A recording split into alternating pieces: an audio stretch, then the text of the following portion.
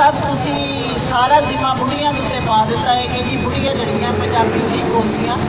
मैं तो जितों तक देखिए मेरे खानदान हाले भी बहुत ज़्यादा पंजाबी बोली जाती है। मैं अपने घर भी पंजाबी बोल रही हाँ, बल्कि मेरा अपना एक पोतरा तो दोतरा है। पोतरा मेरा जिसके माँ प्यो के सामने नहीं होता मेरे नाल आके पंजाबी दे विच गल्लां करदा है। तो जिहड़ा मेरा दोतरा है ना मैं शुरू तो ही गल दसी, मैं क्या पुत्तर पौला कहता है नानो पौला की होंदा। मैं क्या पुत्तर जुत्ती नूं कही दा पौला, तो मैं तेन जो कहना ना पौला तो तू मेरी जुत्ती लैके आनी है। वो हुण तक वो बच्चा सीखिया होया, हुण भी जो मैं कहांगी ना कि जा मेरी जाके पौला लैके आ, ਉਹਦੇ माँ प्यो को नहीं पता लेकिन वो मेरी जुत्ती लैके आंदा वे। ਉਹਨੂੰ मैं कुंजी सिखाई है, वो बड़ी भी जो भी चाबी लैंदा ते जांदा मेरे स्पैशली आके कहता नानो मैं आपके लिए गाड़ी की गड्डी की कुंजी लैके आवां।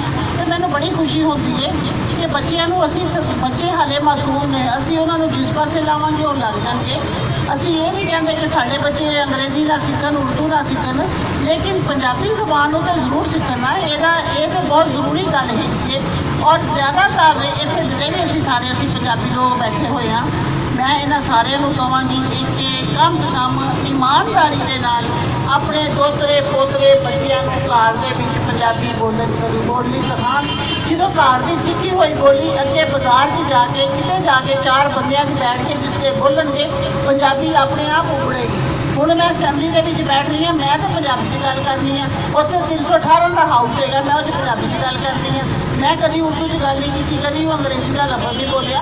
मेरा मतलब पंजाबी ने मैंने कॉन्फिडेंस दिता, पंजाबी ने मैंने एतमाद दिता, पंजाबी ने मैंने अपने पैरों से खलोण की हिम्मत दी है। जिंदी की कहते हैं फुर्सत पंजाबी से होगी तो किसी होर जबान के विच देगी नहीं। और सानू सब तो पहले गौर अपने घरों शुरू करनी चाहिए। ये गल जड़े असी इंग्लिश मीडियम की बाल पाए हुए हैं, ये गल साडा कसूर नहीं है।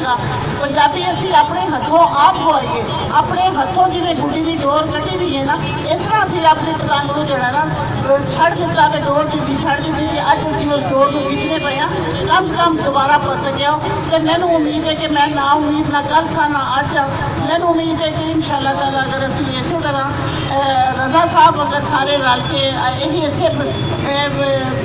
इसे जगह के बैठ के इन्हों के नाल रल के इहो जे बंदे के नाल रल के जो ईमानदारी नाल काम कर रहे हैं, तो मेरा ख्याल है कि एक दिन साड़ी ये जड़ी है ना डुबली हुई किश्ती जरूर करेगी और असी सारे इस किश्ती के मुसाफिर बनांगे। पंजाबी कल भी साड़ी सी पंजाबी अज भी साड़ी, ना किसी ने कुछ सानू खो सकता है ना कोई लैके जा सकता है। सिर्फ साड़ियाँ अपनी कमजोरियां की जगह सानू इसने एक दूसरे को दूर किया है। तो मेरा ख्याल है कि गल छड़िए पहले घरों शुरू करनी चाहिए। जिनी देर तक असी घरों गल नहीं शुरू करांगे उन्नी देर तक नहीं होंगी। हर काम वास्ते मेहनत करनी पैंदी है। जिवें उस्ताद रामन ने कहा कम दुनिया के एवें नहीं रास आंदे, कम दुनिया के एवें नहीं रास आंदे, इन्हां वास्ते टुकड़े जड़ी दे ने। जेकर होवे इलम दी प्यास दामन ते मुर्दा ही पानी भरी दे ने। बहुत शुक्रिया।